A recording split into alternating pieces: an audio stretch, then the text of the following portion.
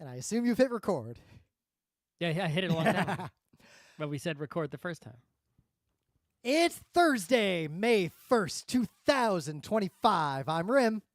I'm Scott. And this is GeekNights. Tonight we are talking about surgery. Because it came up recently. So I had an opening bit, but I believe you also had an opening bit. Well, I had a surgery yesterday. A surprise surgery that I only found out about 2 days ago. And it's just funny because it was a butt surgery on my birthday. Talk about a life. You can't write that one in a comedy movie. Yep. Butts are funny in general. Butt surgery on your birthday is uniquely funny in all situations. Surprise butt surgery. And the first time I've had any kind of, I guess real surgery of. Yeah. I had someone cut a lump out of my arm once, or stitches in the chin, but not really. This was a real surgery. So yep, I think the surprise operating room and a whole team of people. The surprise aspect of it is what fascinates me, especially considering another friend of ours had a nearly identical surprise surgery not that long ago in a similar situation. Mm-hmm. But I guess we can talk about butt. We can talk about that in the main bit, since the main bit's all about surgery. So what I can share is on my way home today, I was biking on one of those white e-bikes. We're back to the biking stories. Yep, but this is a new one. The sun is out. Yeah, you know what? One of the things I asked the surgeon, when can I ride a bike again? That was the first thing I would ask. He's like, well, that's kind of up to you. And I'm like, damn it. That's not... So I remember when I messed up my feet and my knee a couple times, long time ago, and I remember doing research on like, when can I bike again? Like once this is healed. And basically, the people who bike a lot will put up with amounts of pain that I would never consider putting up with, as much as I love biking. Well, the main issue is like, I actually right now, no pain. Like honestly, I'm not feeling any pain right now whatsoever, right? And I'm at, basically when I woke up, there was no pain at all. But when I poop, there is pain, and I have to basically lay down and recover from the poop pain. Yeah, and then I'm fine again. So an old Fark phrase comes to mind of when the oil hits the anus. Exactly, something along those lines. So if I were to go biking, I would have to bike entirely without any poop breaks and be home before I had to poop. Otherwise, where would I poop? Where would I possibly recover from pooping? Yeah. I feel like I am regular enough to where that would be plannable. It's like clockwork. It's a machine.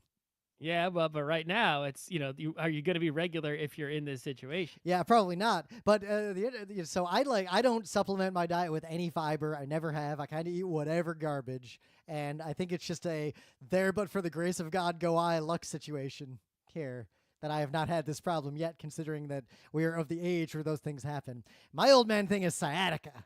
I get sciatica issues occasionally.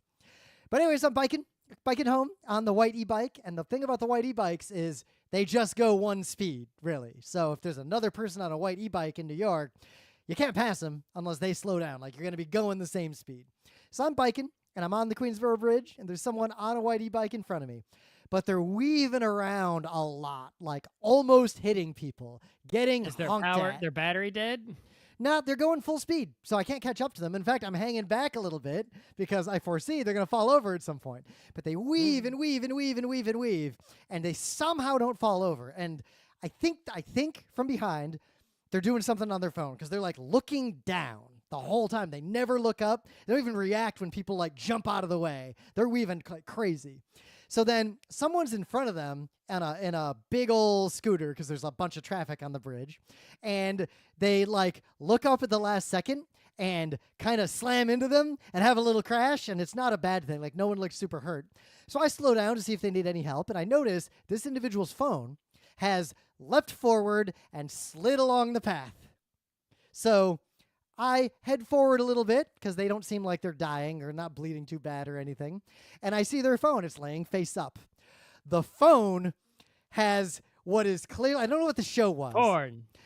They were watching subtitled anime, like an entire Oh. episode of subtitled Okay. anime. That was my second guess. Porn was the first guess, which is wrong. I think it was some kind of shonen fighting show. It might have been Demon Slayer or whatever, because I don't That's really the watch hot that one stuff. right now, still, right? Yeah, I think it was Jujutsu that. Kaisens, yeah. But I wasn't sure, and the anime was still going, and the environmental storytelling of, I realized next to the phone was one of his earbuds. So And God's- when we wanted to watch anime in our day, it was just to get it was an ordeal. Yeah. We had to go walk 10 miles in the snow 2 ways to get a bad dub with a piece missing. Yep, I mailed VHS tapes to strangers along with money orders, hoping they would mail me back those same VHS tapes with anime on it. All right, so anyway, in the news, there's some good news and some bad news today. So we'll start with the bad news. Polygon just fucking fell apart because of capitalism. This seems to keep happening in a cycle now, right? At this point, it's definitely reached the category of cycle where somebody will make a journalistic outfit on the internet, on a web page, with RSS feeds or nowadays social medias or whatever.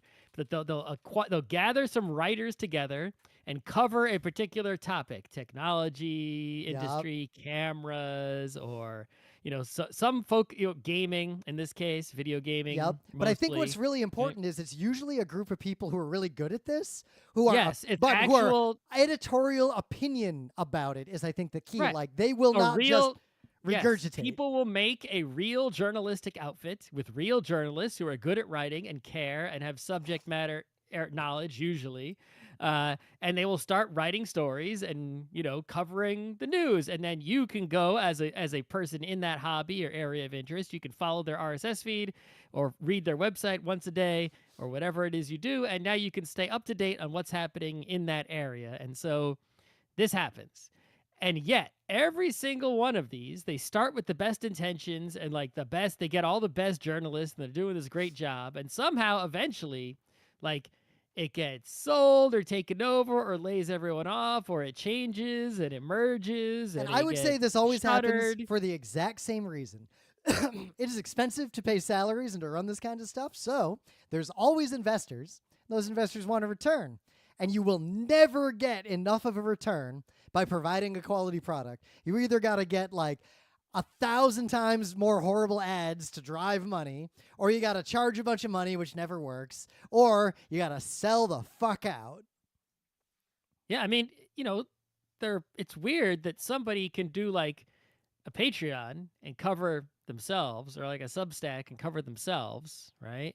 It's but yet if you put 5 journalists together, right, someone who pays, even though you're getting 5 journalists worth of stuff, you're not going to pay 5x because of the cycle, right?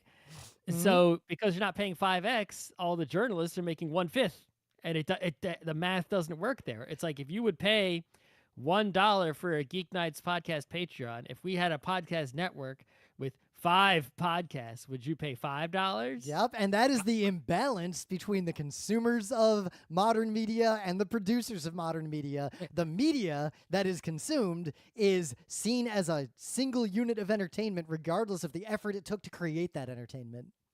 And so, and plus, when the information, right, that you're getting, right, not to, even when the journalists are very good, for example, even, and Polygon was relatively good, right? We link to them a lot for a reason. Yeah, well, because it's one of the ones that's not gone, it's less shitty than the other ones, right? Yep. Say IGN or something. Is that a lot of the things even one that's good, the majority of things they post are worthless, because it's Nintendo comes out with Nintendo Direct, and then Polygon makes 20 posts of breaking it all down, and it's I just watched the Nintendo Direct. Yep. You're just reiterating what I already read. You have not actually even done worse, that part of things like Polygon, I don't think there's that much demand from the people who read Polygon for that. I think that's part of the hype monetization cycle of you got to cram content out all the time. The sites I've liked the most over the years have always been, or the people who post on these sites are the ones who post less often, but it's always a winner. Oh shit, here's an article I'm going to read. Yeah. So, I unsubscribed. So, by the way, the news, Yeah. Polygon got bought by some shitty media conglomerate that owns like CBR and stuff. And the guy who Yep. owns that conglomerate is the Brazzers porn guy. Yep. And it's going to turn Who's into a a shit litigious show. piece of shit, in my personal opinion, that is not libel or slander because he sues Sure. people all the time, allegedly. Yeah. The point is that the word on the street is every one of those places is terrible, and I don't read news in Yep. those places, and they're not good anyway. Yep. I want to point out, I want to terrible to actually work read at. because Kotaku is a similar like site that generally has pretty good content, and Kotaku is covering the explosion of Polygon, which is relevant because Kotaku could easily suffer the same fate one day. Hasn't it already suffered that fate a couple times, at least Yeah, one or two times? but it still keeps Yeah. plugging on. But I want to read this paragraph because they know how to cover this kind of thing. Quote, the video game website Polygon has been sold to Click Farm powerhouse Valnet, and much of its masthead has been laid off. Yep. And then they proceed to give very deep coverage of how shitty the guy who owns this is, and the history of him being shitty, and the destruction of another important part of the journalistic ecosystem. So, like, I don't know. It's like we need someone to aggregate, and also because it's like, to aggregate and cover news of different nerdy topics, but for someone to do that well, it has to be their job. So the money has to come from somewhere. Well, I you also need the wonder- primary journalism. This is where we got to go all the way back to something we used to talk about at Geek Nights a lot, and we only stopped talking about it because we thought we beat this horse to death. There was a time in America where TV stations didn't want to do the news. They didn't make money from the news. They had to do the news. So as a result, news was a cost center. And the people who had those jobs were paid a salary to do the best job they could doing news that they could with the money and resources they had. And as a result, journalism at the local level was actually pretty good in that era, like on television, local newspapers, and also wasn't any competition. exactly. But eventually, some of those outlets did better than others, but the pressure of monetization and the realization that you can turn news into entertainment instead of information, that's pretty much a straight line to the hell world we live in today. Yeah. So, I mean, people have tried all sorts of things, but one thing I think people haven't tried, because it would take quite a bit of startup effort, right, is imagine it, you got those 24/7 news channels, right, that I guess I don't know how well they're doing nowadays, but they still exist. But what if there was just like a Twitch channel that was always on with video game news nonstop, right? And you just rotated through people who are like, going through and like everywhere on the internet, looking for press releases, looking for tweets, looking for everything, and being like, all right, here's the video game news, like as it's happening constantly, bringing on people to discuss those newses to kill time, repeating old newses when you're waiting for new newses. And the other thing you can do that I think nobody does for quite a few reasons, but it's possible to do, is to do live exposed journalism, where you would be on this Twitch channel and there's a news story that breaks. Let's say a news story breaks about Nintendo, right? You're live. You pick up the phone and call the Nintendo PR on the air, and you start asking the question, right? The journalism is the users are like involved in getting it. You couldn't get it faster than that. I don't need to stop and write it up. I don't need to, right?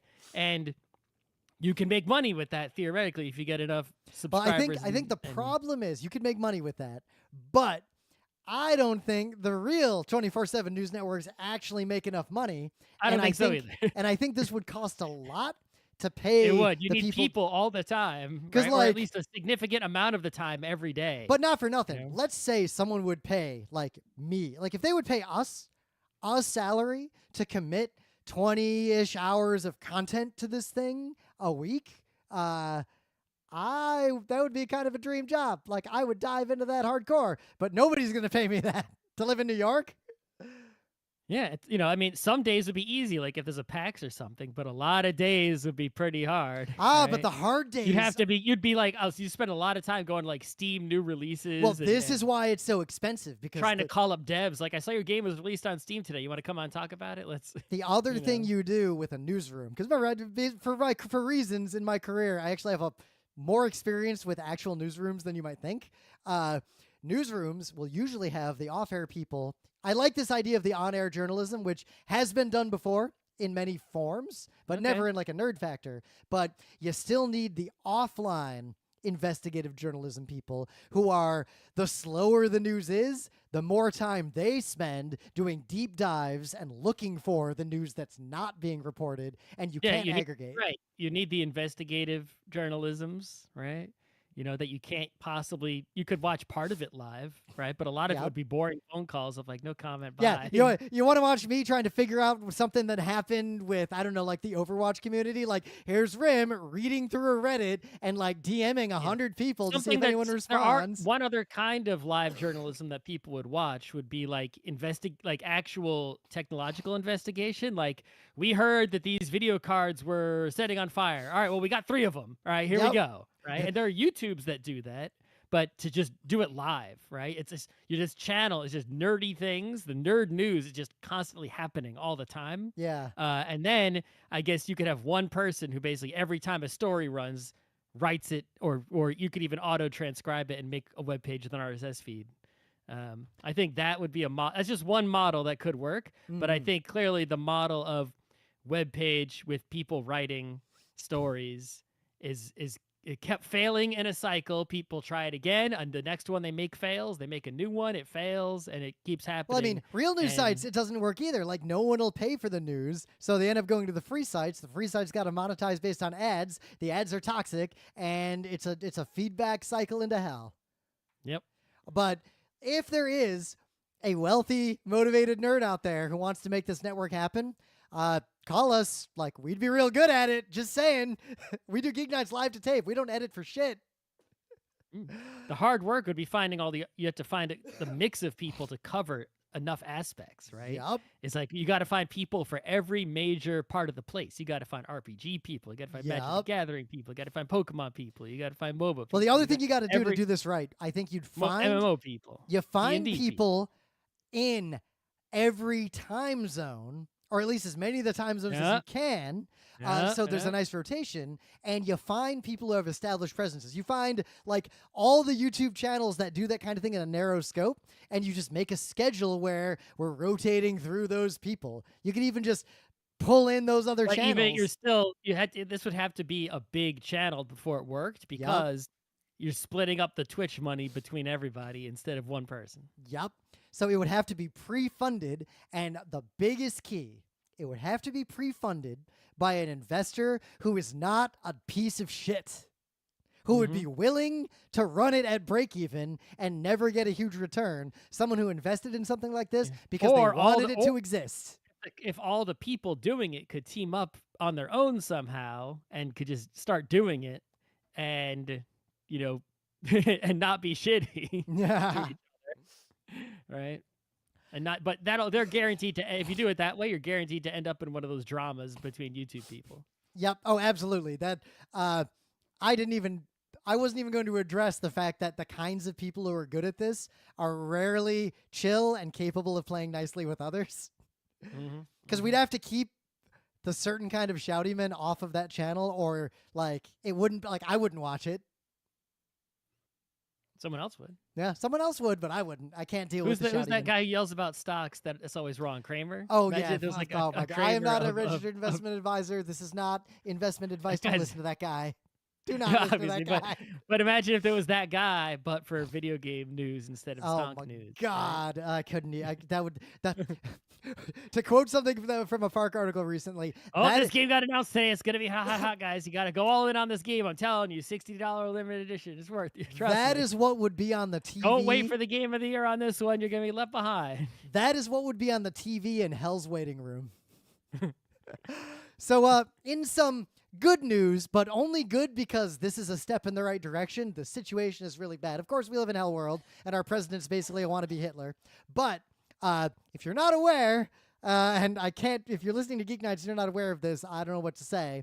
But the U.S. government has been sending people to foreign concentration camps recently using an 1800s era law with dubious rationale. And today there has been a real big deal court ruling against this. A permanent injunction by a judge in Texas. Yeah, permanent, meaning this no judge, undo. This Republican-appointed judge in Texas basically said, you can't fucking use the Alien Enemies Act, which was used 3 times in American history. The War of 1812, World War I, and World War II, to deport people to a concentration camp because you think they're in a gang, or you're lying and saying they're in a gang. That gang is not a military invasion. All right, and not only that, but you didn't even take them to court and try them and convict them and set right. And you admitted you sent one of the people there who wasn't like you had nothing on him. Dude was just sent to a concentration camp for not even a made-up reason. They just messed up. So this is a big deal because now the judge should just find the president in contempt and order him to sent to a concentration camp in El Salvador. Problem solved. So what's going to happen now is actually really important because this is a case that obviously is now going to go to the Supreme Court because obviously there's going to be the next step. And this is the situation where either the Supreme Court is going to say, yes, fascism forever, or the Supreme Court is going to say there is a line, even if that line is sent to a foreign concentration camp with no evidence and no trial. Like, that's a low bar, but it sets the first bar so far, which is a very important step. And then we're going to find out if they rule that there is a bar, if we're in an Andrew Jackson situation or not, which means we're in a full-on Civil War constitutional crisis if that happens. So this is, as I said... How can we go to El Salvador and liberate Bastille style? So did you see a U.S. senator went down there to try to talk to the guy? A bunch of House reps Yeah, but he didn't go there like it was Bastille Day. He went down there by himself. Yeah. Well, that's the start of things. So... all I'm saying is politically... a lot more people for a break. At least... a Shawshank Redemption. Come on.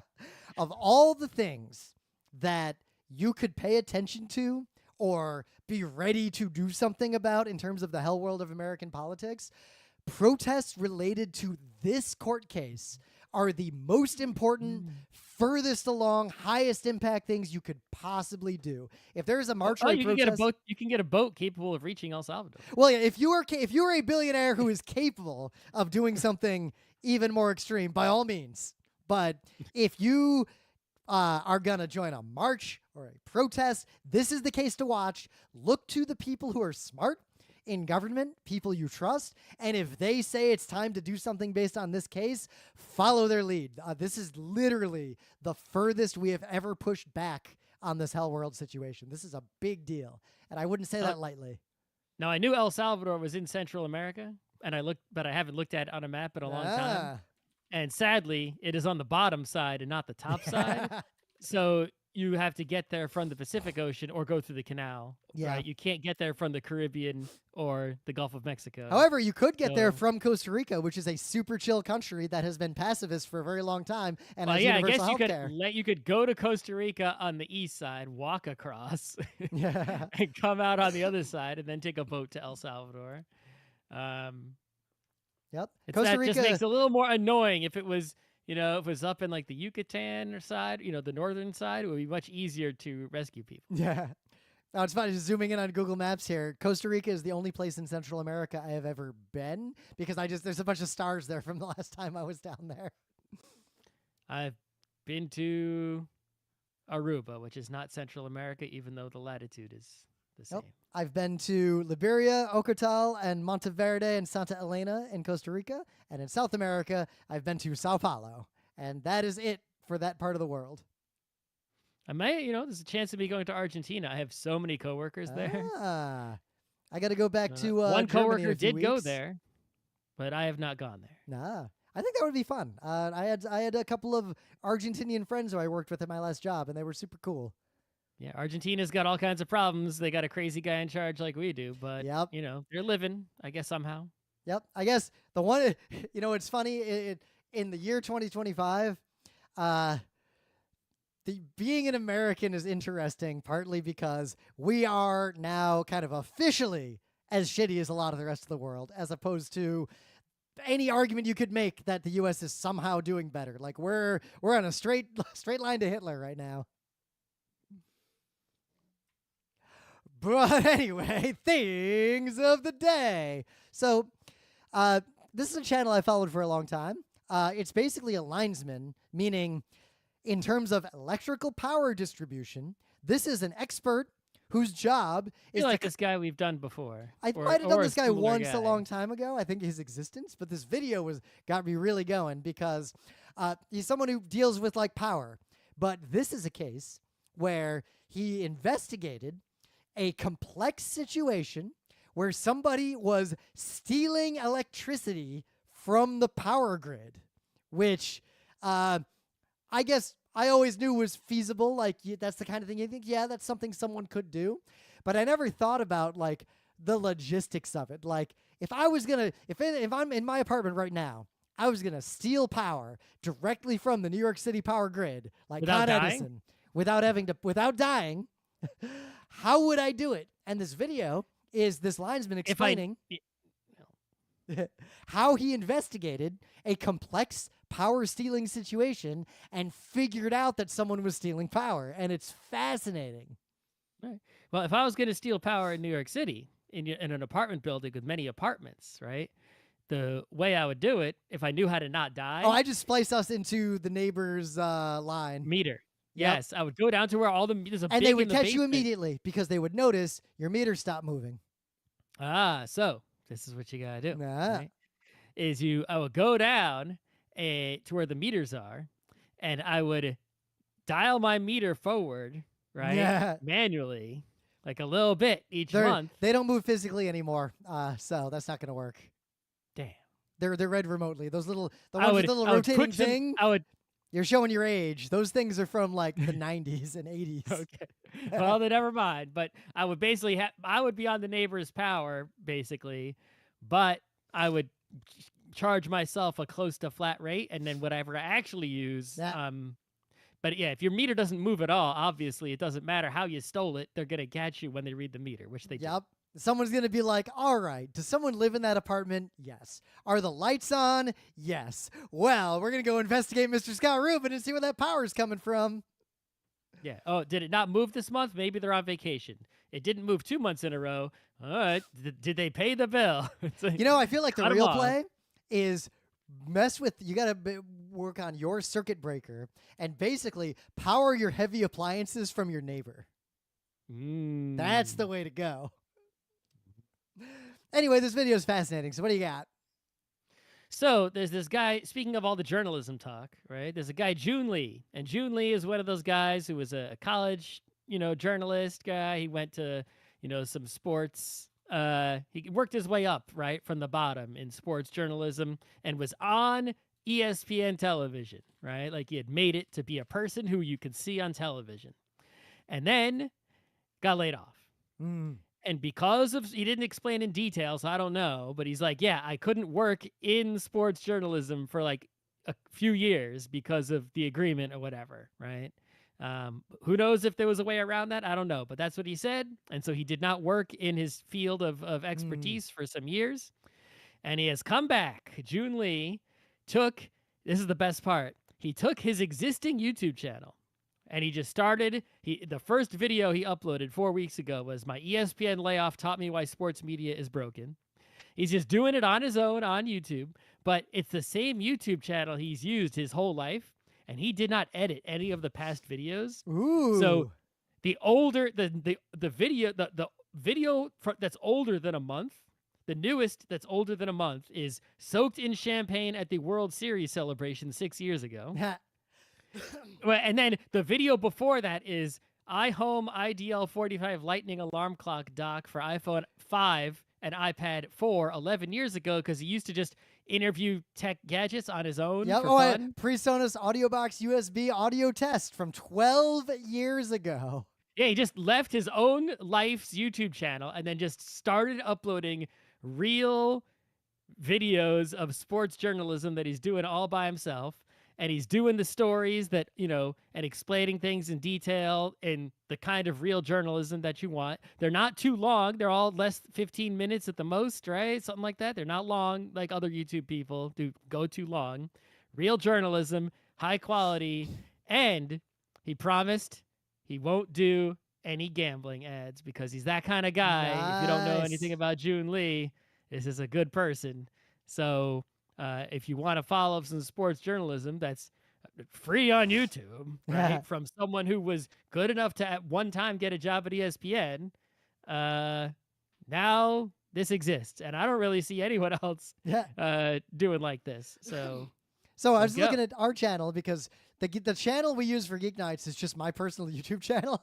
I mean, I do the same. That's what I'm saying is I do the same thing. My YouTube channel has like all these Netrunner videos and biking videos. And but I went back to the first videos. With that. So if this channel started with 4 videos of us standing in bad lighting reviewing MagFest 9, and then Kanye Pony that I edited together from My Little Pony when I was learning how to use Premiere. Netrunner videos, Netrunner videos, Netrunner videos. My oldest one. And then Radio Free Equestria episode 1 is one of the first things we uploaded after some PAX East panels. My oldest videos are 18 years old. They're from Citicon. I probably recorded those with a camcorder. And then there was a bubbly drain I saw on the street. I probably recorded that with who knows what. And then there was opening up boxes of comics, and then all kind of Rim riding the demon horse. Oh, I remember riding the demon horse. Revealing my shaved head. All kinds of, then a million Netrunner videos, then some baking and some biking and some paxing. And not bad. Whatever. All right. So anyway, in the meta moment, the Geek Nights Book Club book is Everything for Everyone, a history of the New York Commune. 2052 to 2072. I had to get to the right tab to remember what the years were. Give us a month. We'll do the show. Geek Nights Book Club is going. If you have not looked at the Geek Nights Book Club before, I recommend you go to the website and click on the archive because we've talked about a lot of books over the years, even though we've been pretty slow at doing them for a lot of reasons. Geek Nights has been going for almost 20 years, so there's actually a lot really of books. Fast at book club, and sometimes we're really slow at book club. I noticed we were the fastest when I traveled the most for work because I think I just read a lot when I was like eating dinner alone in like Hyderabad or something. I got a new strategy, as we'll discuss soon. I'm going to be spending some time in bed. It's just I'm going to always read when I'm in bed. Part of my strategy is if I'm ever like sitting somewhere and my instinct, like for more than a few minutes, like not just a regular poop, but like I'm out eating lunch. If I pull my phone out, unless I'm actively like chatting with someone, I'm not going to read the news or read Hell World. I'm just going to open whatever book I'm reading. And that's how I'm going to hang out in the park. That was a strategy I used a lot back in when I rode the subway for commuting a lot, is on your home screen of your phone, delete whatever game you got on there, at least remove it from the home screen. Sorry, Belatro. And put whatever e-reader app you use on the home screen of your phone so that when you open your phone on the subway or in the back of a car or in a waiting room, the e-reader should be like right in your face as like that's the thing you should be opening and not a doom scroller. Here's a meta app. You can't play the next blind in Belatro until you've read the next chapter of whatever book is currently in the top of your e-reader. Whatever, that's the strategy. There you go. And we will be live at PAX East 2025 coming up pretty soon. I hope your butt's fine by then. We'll see. Yep.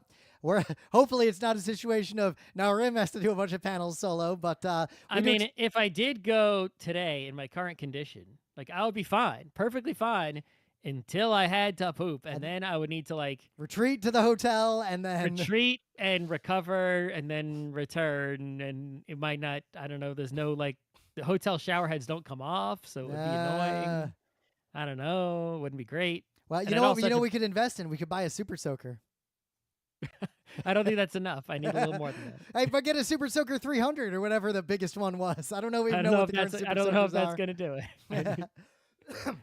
All right, let's just dive right into the main bit because we went on for a while, partly because we missed a bunch of Geek Nights episodes for a bunch of reasons. That's how it goes. We do too many. We do not enough shows. They end up getting longer when we do them. Yep, because the thing is, I like doing Geek Nights, and every time we miss it for more than like one half of a week, I get clogged up, and then I got to let it all out later, and hopefully nothing blocks it. Yeah, from but getting imagine all if out. you're on 24/7 game journalism, you would run out in like two hours, and it's like you got 6 more hours left. But imagine I don't know if how I did not have another job, I could spend. I don't know how morning radio guys do it. They have people feeding them.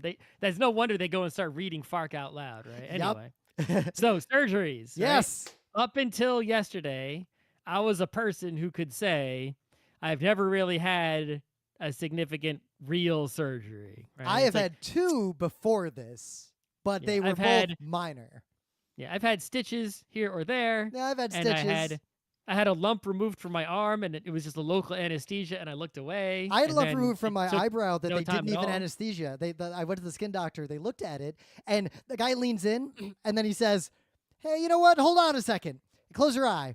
And then he says, and I feel a tiny pinch, and then he says, "Okay, you can open your eye." And I see he's holding his scalpel, and he just cut it out, and he was like, "All right, you're done. Just a skin tag, whatever." And he literally just flicked it into the wastebasket. Yep. That's what can happen. Skin doctors have always amazed me because they dermatologists. Every one of them I've ever interacted with, and I've seen videos of similar situations, they will, unlike many other medical disciplines, they will look at like a mole or a blemish or something and be like 99% sure what it is in less than a second. It's easy when you can. That's the thing. Dermatology, the diagnosis, not to belittle them, is way easier because you can just look and see what the fuck it is. Imagine if you could just look at the virus without having to do a bunch of lab work and stuff. You could just be like, oh, that's an Ebola. Oh, that's a flu. Oh, that's the cold. But you can't fucking say it. That's why. Right? Or you don't even know where to look when it's internal medicine. But dermatology, it's like, I see it. I know what it is. That's acne. That's fungus, right? Yep. That's a blackhead, whatever. So my first surgery was dental surgery, and it was one almost everyone gets, which is get your wisdom teeth out, which... Well, I guess I'd had non-wisdom teeth out. Does that, you're counting that? I'm not. I'm only counting my wisdom teeth out because they put me under full anesthesia for that. Wow, okay. Because they were really in there. So they were like, there's no way to get this out without, like, they put me fully under. And what I remember so profoundly is I laid down and they put a mask over my face and they said, like, breathe in. And I don't know what else they said because I breathed in. And then it felt like I had been instantly teleported back home and was laying on the couch. Like, it was like no time had passed, like a Star Trek transporter had just dropped me back home suddenly. I've never experienced anything like that again in my life. Yeah, so I mean, when I had my teeth out, I had the teeth that I had out were the ones right behind the pointy teeth, right, the first molar. And so what they did is they took out 2 on one side with local anesthesia, and then later they took out 2 on the other side, right? And at one time I was, this is still when I was younger and was like not happy with needles or anything. And it's like there was one time they took me to the dentist to do it, and I freaked out and didn't do it, and I had to come back and try again. I think that's not afraid of it or whatever. They gave me a bottle of lorazepam and like a jug of opioids that I didn't use. So I have a jug of like 50 oxys in the bathroom. Didn't use one. They're just 50. sitting there. Yeah, literally giant jug. Listen, they just chopped up my tuchus, right? And they gave me a jug of Tylenol and a jug of ibuprofen, and they gave me like there's maybe 10 oxys, and I don't need them, and I'm not going to use them. I got 50 oxys. The only reason I even hung on to them is because, with the tariffs and everything, I feel like for now I'll just hang on to a real painkiller because you never know what might happen in the world. I could try to sell them, but I'd probably be caught and go to jail. Yeah, and I don't think we should commit felonies. I definitely don't want to use them on myself, but they could be useful, right, as like a first aid kind of situation. Like that's partly why I kept it around. Like if I really hurt myself, I could see taking let's say someone chops their finger in the kitchen, right? It's like obviously stop the bleeding first, right? Do all that stuff, but then it's like, why not take if it's right there? The ambulance isn't here yet. Why not? Like they're gonna give you one when you get to the hospital anyway, most likely. You would tell as long as you just got to tell EMS when they arrive. Yeah, we took an oxy, and they'd be like, okay. To quote a guy from another YouTube channel I watch, the most important thing you can ever do in your life is if an EMT asks you a question, give them the full, honest truth. Do not worry about the consequences of that truth. Do not lie to them. Yeah, there might someone out there who's a medical expert tell us why it's a bad idea to give someone with a sudden severe injury the painkiller. But there may be that reason, but there are also reasons to do it, which like not being in severe pain because you cut your finger off. Anyway. Yeah, but the thing about that surgery that was interesting because it was like a really trivial procedure. So I'm just sitting there and they do their thing, and the doctor was just really chatty the whole time. Like he was chatting with me like a dentist chats with you while he's literally inside my balls, like cutting stuff up. Mm-hmm. And other than that, just I've had some stitches. I think you now of the two of us have had the most serious surgery, or at least the biggest surgery. Yeah, well, I had stitches many times. Yeah, only once when a bicycle spoke went through my leg. Yeah, blob removed from my arm. Right? And then, but yeah, I had to have a real surgery. So what happened was I've had a hemorrhoid action for a long time. And it was really annoying because I had it since like the Beacon days, the earlier GeekNights days. And I knew the word, at that time, I knew the word hemorrhoid. That's a word. I've seen Preparation H on TV during The Price is Right. I know that's a thing. And I know that they're butt related. But, you know, they were always associated with, you know, itching, burning, whatever, right? It's like, that's why you need Preparation H. And so what I had was, you know, poop talk, by the way. If anyone doesn't want to hear poop talk, you can fast forward or stop listening. Yeah, I feel like if you got past all the surgery and vasectomy we just talked about, then I hope you're okay with the poop. Yeah. But anyway, so what would happen is when I would poop, this thing would like come out, and then I would and then it would go back in. And so, you know, that is where we are different. If that had ever happened to me, I would have I might have called 911. Like I would have gone to the doctor so fast. I did. I was like, what the hell is that? And I went to the doctor. So the doctor looked in there and was like, I don't see anything in there. I'm like, what? I'm like, I poop and this thing comes out, and he's just like, he didn't seem concerned at all. It didn't even say the word hemorrhoid. And I'm like, all right. And then I didn't feel great about it. And then it waxed and waned, but I just kind of lived with it. It wasn't painful. It wasn't interfering with anything. The doctor wasn't concerned it was cancer. So then I moved to the city. I went to a new doctor. And he said, new doctor, I got this blob that comes out of my butt and I poop. And then it goes back in. And he didn't say the word hemorrhoid either, even though he was a otherwise great doctor. And he was like, oh, that might be a rectal prolapse, which, by the way, is way worse than a hemorrhoid. That's where your whole rectum comes out. In general, it's prolapse is something I would not like to ever experience. The hemorrhoid I had was prolapse. But yeah, I've never experienced... Not my whole actual rectum. Anyway. And so he sent me to go see a GI doctor. And that GI doctor was maybe the worst doctor I've been to in my whole life. He was like mean and in a hurry and like insulting. Oh, wow. And not like listening, right? And I was like, when I poop, these blobs come out. And he looks in there, he doesn't see anything. He tests for blood, there's no blood. And he's like, yeah, and I'm like, I tried to convince this guy. I tried to go poop while I was there to get them to come out and then show him. Well, and it's like I failed at doing that. And then basically on my own, I figured out that internal hemorrhoids were a thing, and that's why they didn't hurt me or cause any problems. And I realized, yeah, almost everyone has these things. Like half of people have these. And of course, being a person who sits all day in front of a computer, I'm more likely to have them. And I said, oh, why didn't any of these doctors tell me it was hemorrhoids that are super common and not a problem really? And then it just became the status quo, right? And I just lived with them, no problems. The last time they caused me any problem at all, I didn't know this because the Preparation H I had expired in 2020. So it must have been 2018 or 2019 that one of them bothered me, right? Enough for me to get, and I hadn't used it since then.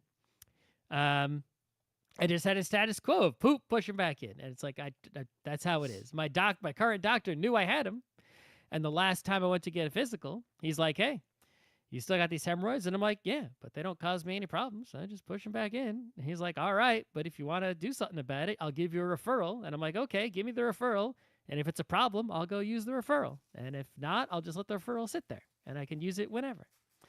And then, of course, that doctor cursed me with his prognostication because on Thursday last week, a hemorrhoid came out, and this was no ordinary hemorrhoid like the last time it bothered me. This was a problem. Like, it was painful enough. It wouldn't go back in, and it was painful enough that it, like, interfered with daily life. Like, I had to sit down slowly, stand up slowly, hurts when I cough, hurts when I sneeze, hurts if I poop, hurts when I walk around, right? My whole life was like turned upside down. And suddenly the idea of sitting on the donut that you'd see in popular culture media makes a lot of sense. Yeah, I think it's better to sit on a memory foam pillow than a donut. Anyway, so I'm like, all right, we got to go to the doctor now. And so I used the referral that I got for an appointment that would have been today. And then I'm like, well, I made the appointment for Thursday with my referral. But I also, in the doctor app, I messaged the doctor. Right? You could just message your medical team to get questions answered, right? Whenever. Because I use One Medical, and I got a similar thing I can do. Well, yeah. So I messaged my medical team, and they say, you should go to urgent care. And I'm like, okay. So I make an urgent care appointment for like the first thing on Tuesday morning. And I go Tuesday morning to an urgent care, and a guy looks at it, and he's like, he looks at it for like 2 seconds. And the funniest part was like, the last 2 times I've been to the doctor, including the urgent care time, the doctor comes in with like an assistant to do the transcription on the computer. So like this college student who looked like so serious, like a person who studies way too much, is sitting there going type all quietly, and then I'm just like, check out my ass. I didn't look at them to see if they were flustered, but they didn't. Yeah. Anyway, he looks at my butt for like 2 seconds. He's like, ooh, that's serious. Yeah, you should go. He's like, I'm gonna give you prescription strength preparation H, and also give you the colorectal referral. I'm like, well, I have the referral already. I got it for Thursday. He's like, oh, okay. I'm on the subway going home. I'm going to get these prescriptions, and I get a phone call from the urgent care doctor, and he's like, I got an appointment for you today with a different colorectal guy. And I'm like, whoa, if this guy's going out of his way, an urgent care guy, to make an appointment today, right? When I had an appointment Thursday, this must be serious. Well, that's something I have experienced with injuries and things in the past, where the moment a doctor acts with urgency or helps you get an appointment quicker than you otherwise would have, that is always a flag of, uh-oh. Yeah. So there was a big runaround, right, with scheduling and all kinds of stuff. But I did manage to go see that other doctor on later Tuesday, and I canceled my appointment Thursday. Right? And again, this colorectal doctor, he was a guy who talks fast, but he had all the info. He knew everything. He answered every question I had and he looked at my butt for 2 seconds, and he was like, oh, yeah. He's like, all right, let's do an exam. Whoop, whoop. Oh, I see. I'm like, that's it. Because much like the dermatologist, it's on the outside now. So he doesn't have to look at it very long. He knows exactly what it is. And he's like, okay, surgery tomorrow. And I'm like, what? It's like, this place is moving way too speedy. They're like, yeah, we'll message you with what time the surgery is. They're like, don't eat after midnight like a freaking gremlin. And here's all the instructions, and go use an enema and do all this stuff. And it's like, it just happened real fast. And so yesterday on my birthday, I went to get my butt chopped up. Hooray! Happy birthday!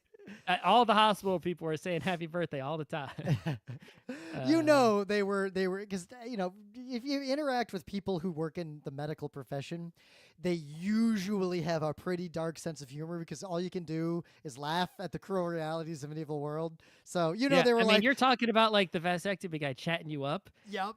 I went through so many different people for the surgery. There was like the front desk people, and then the preparation, the nurse, Yep. and then this resident, and then the actual doctor, and the anesthesiologist. You got this whole team of people you're talking to, and then the person who's in the room when you're waking up. Every one of them was chatty. It's like, I remember going through all that because I flew out to Michigan to help my mom with the surgery, to be the relative who's there the entire time. And yeah, there's like, if you've never been out there, the listener, like through a proper surgery, there are so many people and rooms and stages involved, and like they will explain really complicated things to you repeatedly. It's a whole thing, Yep. which makes sense because they're literally cutting up your body. Like, I'm Yeah. glad there's a certain amount of diligence into it compared to, say, the 1700s. Yeah. So I go in this room, and all these people come in one at a time to do different things, and I talk to everybody, and then eventually they're like, they stop coming. Yeah. And and then the anesthesiologist, he comes like close to the end. He's like it's like I waited a super long time just sitting in this cold room alone after all these people came. And then the anesthesiologist came, and it's like, all right, well, that means I'm going soon, right? He's like, oh yeah, they're cleaning up in there. You're next. And so it's like the weirdest part is that they come to get me. They just make me walk to the OR. Like someone just says, follow me, I'll take you there. And it's like, all right, we're going. And, it's like, it looks like normal hospital. And then we're going closer to the OR. It turns into like a different building, right? I think it's literally a different building because there's two attached buildings at this hospital. Oh, that feels like a very New York hospital kind of thing, just because the way the city is. Yeah, but not only is it a different building, but the atmosphere of the building is completely different. It's now like scary video game level situation, right? It doesn't look like the waiting room with the nice comfy chairs and the bright lights. It's like it's dark, it's concrete like an old public school, right? I actually know exactly what that's like, not from surgery, because remember, I worked at Montefiore Medical Center in Bronx, Lebanon for a couple of years, like doing IT in the operating rooms and things. Like, I'd work in places like that. Yeah. And so I get to this, there's the hand washing station. And I thought we were going to stop to wash hands, but I guess not. So we just kept going past all the hand washers, and we turned the corner, and it is like, I think for some people, it would be like a nightmare hallway. There are a lot of rooms like on the left with numbers on them, like 13, 14, 15, 16, 17, right? And each one of those is an OR. And like there's people all over the hallway, and all you hear is like the clanging of like metal boxes that they're stacking up, and there's tools in them, so they're jingling. And it's like the hallway is actually like, it's already a narrow hallway, but there's just carts all over the place. This reminds me, I don't remember what it was called. This was a long time ago, but I remember listening to a short horror fiction, and the fiction was basically someone's like, a doctor's leading someone through the hospital to do a thing. Pseudopod, maybe? Yeah, it was probably a pseudopod, but the story was they just keep walking forever. They never get to where they're going. Okay. But yeah, this hallway was like, there were so many people running about, and then just all these carts in the way. And in every cart is like a metal box of tools. It's like, it makes you feel like you're going into some kind of, even though it's modernized, that it's going to be some kind of torture-y, scary kind of place, right? Like wet chain, like it gives you that wet chain in the Aliens movie kind of feeling. Yeah. Am I going to have to fight a boss where there's going to be a lot of fluids? Is that what's about to happen? So we get to this room. I guess they were. You did fight a boss with a bunch of fluids. So we get to the room, and you can't even see into the room. There's like a little glass window, like a narrow rectangle, and one part of it is actually transparent, so you can kind of see in barely, right? And they knock, and we wait, and I can see someone's in there. When I go in there, it's not a very big room, and there's a lot of people and a lot of equipment all over. Like there's equipment on the top, on the sides, on the back, and there's all kinds of people in there. I only two or three of the people I had seen previously. So there's all kinds of people I hadn't seen before. And it's like, it's going to take this many people? It's like, I guess so. There's a lot of people. And the anesthesiologist was there, and the resident, and then the doctor wasn't even in there yet. Right? I guess they don't call him until the last second. He's not coming till I'm asleep. The anesthesiologist, I think, I think it was a German accent, or Dutch or Lithuanian. Maybe funny. He had a funny accent.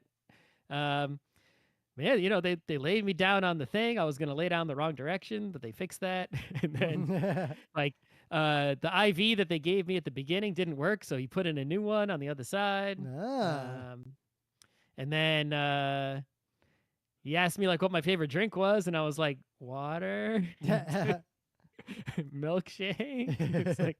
He's like, we got to go stronger than that. And I'm like, no, you got the wrong person. And then the last thing I remember was that they put an oxygen mask in front of my face, and I was like, okay. And then I guess I don't remember anything that happened in that room again.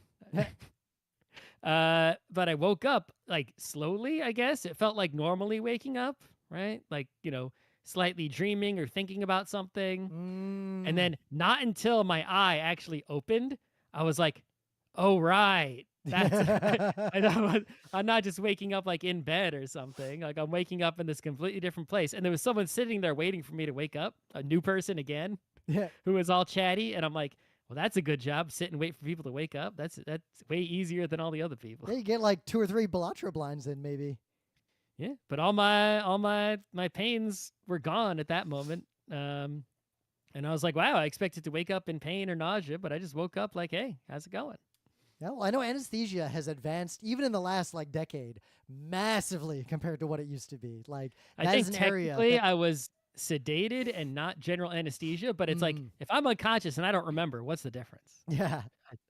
Yeah, I don't know. Some difference for the doctors, but for the patient, I don't know. Yeah. Well, when my grandma got her cataract surgery and a lot of eye surgeries are like this, they give you something where you'll like respond and talk to the doctor and they'll tell you to do things and you just won't remember any of it. If that's entirely possible. I feel like they don't need to talk to you when they're fighting that boss down there for this kind of thing. No, I don't think so either. But yeah, there are 4 stages of hemorrhoids. Yeah. The first stage is at least internal hemorrhoids. The first stage is they're inside of you and you don't even know they're there probably unless someone looks and they're hard to find. Yep. And most people probably have these. I had that because I had a tiny bit of bleeding on 2 non-consecutive days last year. I did get it checked out during my physical, and the guy was like, there might be the smallest hemorrhoid I have ever seen. If you are bipedal or you sit in chairs, you probably have one. Yep. Right? Unless you eat 35 plus grams of fiber every day, which almost no one does. Yeah. It's very hard to do even if you try. I do highly recommend the standing desk. I feel like that might be a little bit of what's helping me out in my older age. It could help. Stage 2 is when you poop, they come out, but they go back in by themselves. Stage 3, you poop and they stay out and you have to push them back in. And stage 4 is they come out and you can't get them back in even if you try to push them back in. And that is the level that I got to, the highest stage. There's no stage 5. There is no stage 5. Stage 4 is it, right? So that means hemorrhoidectomy, whereas stage 3, you could actually get much easier procedures at stage 3. So if you're at stage 3, I recommend going to a doctor and finding out what you can do to avoid stage 4. Yep. And what you can do might vary based on who you are and your deal. Like, there's a lot of factors in this stuff as I've been skimming Wikipedia while we're doing this episode. Yep. So, but yeah, it's like before with the hemorrhoid, I had constant irritation and pain from the hemorrhoid. I couldn't sleep. It was terrible. Now I feel terrific. Like I don't have pain in the butt or anything. But now when I poop, it's basically all the pain instead of being 24/7 is concentrated to after I poop. Right? It's like poop, tremendous pain, right? And then I have to like lay down and recover and wait until I'm back to. But then I'm all good right now. Like I'm 100%. So I hope my ass just heals so that I don't have pain when I poop, and then terrific. Yeah, we'll do a nice packs. Bike season will start. You'll be fine, and we'll be good to go. I hope, yeah. But yeah, I think I just want to, we could spend just 1 minute talking about the concept of surgery in general, which is kind of crazy. Yeah, that humans have been doing this since pre-modern times. Like, if you're not aware, go learn about trepanation, which is actually it's not brain surgery, but it's close to brain surgery. Ancient humans did this, and there's evidence people survived it. We figured out surgery before we figured out agriculture. Right. Well,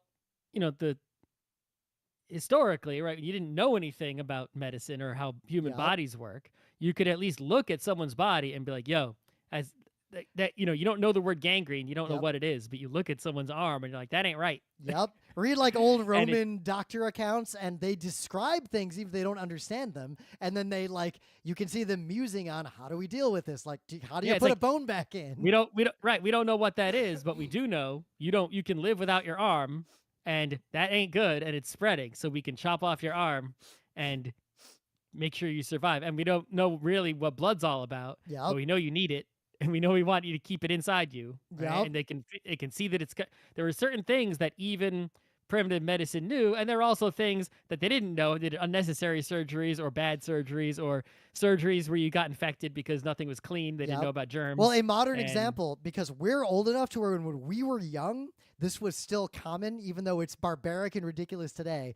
Kids used to get their tonsils removed routinely in the yeah, United that was just States. like a thing that was viewed as normal. Like, Yeah, oh like a yeah, get lot of your my tonsils friends just out and got then their get some tonsils ice out. cream. Yeah, Yeah, like I didn't have it, but I knew people who did. I didn't have it because my mom knew better and was very Yeah, like, it "Why was would you get your viewed no tonsils differently out?" than like people today thinking about getting wisdom teeth out or something. It's just Yeah, like, you know, a thing that happened. yeah, Be- and medical history is always like that. Like it advances way faster than people realize. Like despite the nature of Hell World, medicine just keeps advancing because it is one of the most important things.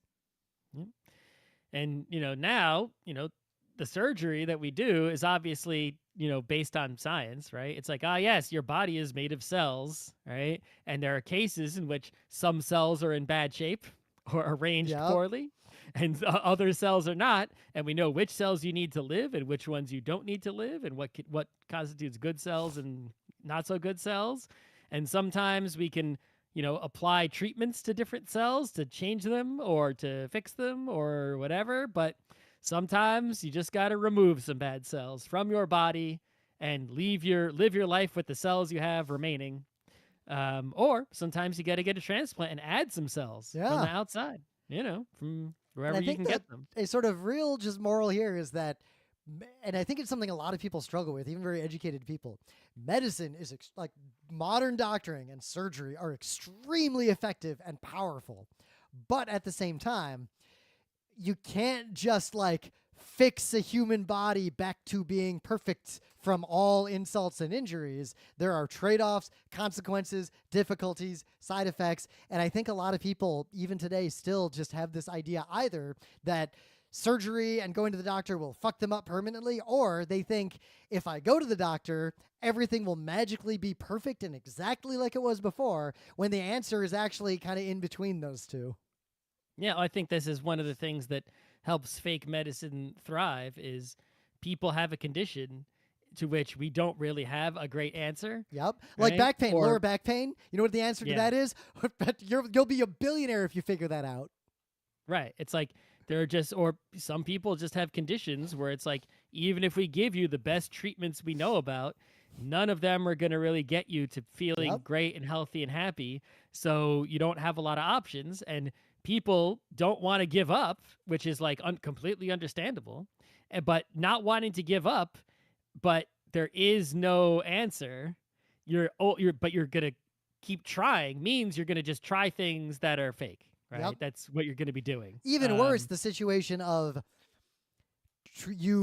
there are options that will help, but they have side effects. They're like there will be externalities related to them. You're trading one for another. Like, Yep, like you hey, won't die, but you can't speak anymore because they removed your vocal cords is a kind of common one in the world. And some people will then seek out an answer that lets them keep their vocal cords when the reality is there was no answer other than death. yeah, I got to say, I wasn't zero worried. Like, what if they take out my whole colon and then I have to walk around with this bag for the rest of my life? And Oh people yeah. do that and they live a happy life. And it's like, I'm not trying to insult or Yeah. belittle those people, but I don't want to deal with that. I'd rather yeah, it it's not like happen. it's scary. You don't want to be that, right? It's like if that's my only choice, I will. But it's like it's common sense to be anxious about that Yeah. happening. Like that's Right? part of why I could get laser If surgery you to can make my avoid, vision I'm sure the better. people who have that would say yes, you should avoid this if you could, and they would avoid it if they could. But since they can't, instead, it's a thing that they learn to live with, I guess. Yep. And there's so many examples of that, Yeah, the word did. But it's like, hey, I'd rather, as scary as surgeries can be and as weird as things can be about them, as long as you're doing evidence-based ones that work, and like, yeah, we should, Yeah. we should do Because the that. evidence-based medicine won't be perfect because, like we said, they get it. They gets better over time. Medicine in the '90s is kind of Stone Age compared to medicine in the 2025s, and it'll always be like that because humans will not still be human by the time we have figured out human bodies. It is a very complex machine.